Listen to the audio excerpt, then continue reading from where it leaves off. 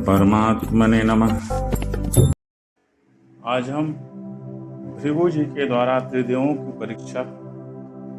एक बार सरस्वती नदी के पावन तट पर यज्ञ प्रारंभ करने के लिए बड़े बड़े ऋषि मुनि एकत्र होकर बैठे और इसमें इस विषय पर वाद विवाद चला कि ब्रह्मा, शिव और विष्णु में सबसे बड़ा कौन है। उन लोगों ने यह बात जानने के लिए ब्रह्मा, विष्णु और शिव की परीक्षा लेने के उद्देश्य से ब्रह्मा के पुत्र भृगु जी को उनके पास भेजा। महर्षि भृगु सबसे पहले ब्रह्मा जी की सभा में गए। उन्होंने ब्रह्मा जी के धैर्य आदि की परीक्षा करने के लिए न उन्हें नमस्कार किया और न तो उनकी स्तुति ही की।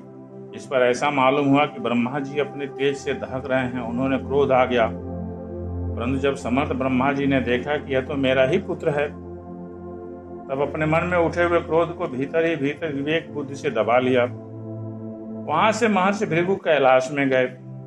देवाधिदेव भगवान शंकर ने जब देखा कि मेरे भाई भृगु जी आए हैं, तब उन्होंने बड़े आनंद से खड़े होकर उनका आलिंगन करने के लिए भुजाएं फैला दी। परंतु महर्षि भृगु ने उनसे आलिंगन करना स्वीकार न किया और कहा, तुम लोक और वेद की मर्यादा का उल्लंघन करते हो, इसलिए मैं तुमसे नहीं मिलता। भृगु जी की यह बात सुनकर भगवान शंकर क्रोध के मारे तिलमिला उठे। उनकी आंखें चढ़ गईं।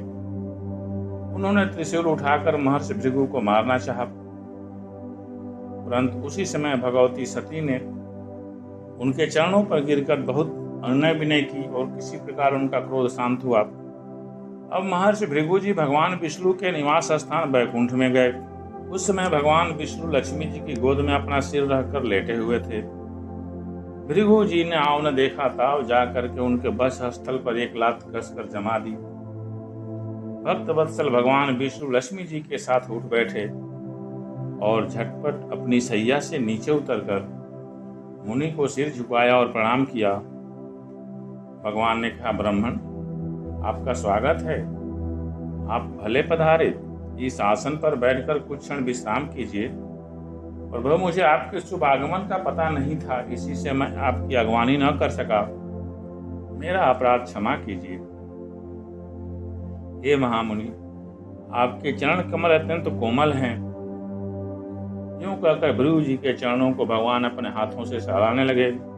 बोले, महर्षि, आपके चरणों का जल तीर्थों को भी तीर्थ बनाने वाला है। आप उससे वैकुंठ लोक, मुझे और मेरे अंदर रहने वाले लोकपालों को पवित्र कीजिए। भगवान, आपके चरण कमलों के स्पर्श से मेरे सारे पाप धुल गए। आज मैं लक्ष्मी का एकमात्र आश्रय हो गया। अब आपके चरणों से चिन्हित मेरे बस स्थल पर लक्ष्मी सदा सर्वदा निवास करेंगी। जब भगवान ने अत्यंत गंभीर वाणी से इस प्रकार कहा, तब भृगु जी परम सुखी और तृप्त हो गए। भक्ति के उद्वेग से उनका गला भर आया, आंखों में आंसू छलक आए और वे चुप हो गए। भृगु जी वहां से लौटकर ब्रह्मवादी मुनियों के सत्संग में आए और उन्होंने कहा, जो कुछ अनुभव हुआ था वह सब कुछ सुनाया। भृगु जी का अनुभव सुनकर सभी ऋषि मुनियों को बड़ा विस्मय हुआ। उनका संदेह दूर हो गया। तब से भगवान विष्णु को ही सर्वश्रेष्ठ मानने लगे, क्योंकि वे ही शांति और अभय के उद्गम स्थान हैं। भगवान विष्णु से ही साक्षात धर्म, ज्ञान, वैराग्य, 8 प्रकार के ऐश्वर्य और चित्त को शुद्ध करने वाला यश प्राप्त होता है। शांत, समचित्त, अकिंचन और सबको अभय देने वाले साधु मुनियों को वे ही एकमात्र परम गति हैं, ऐसा शास्त्र कहते हैं। उनकी प्रिय मूर्ति है सत्व और इष्ट देव है ब्राह्मण, अर्थात भगवान विष्णु की मूर्ति है सत्व।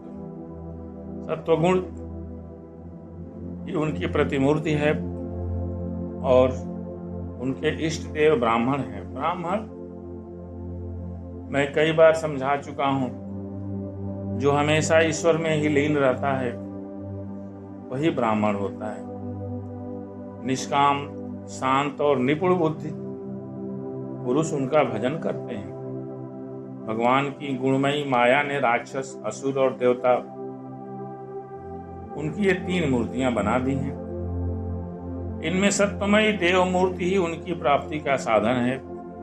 वे स्वयं ही समस्त पुरुषार्थ स्वरूप हैं। सरस्वती नदी के तट पर ऋषियों ने अपने लिए नहीं, मनुष्यों का संशय मिटाने के लिए ऐसी युक्ति रची थी।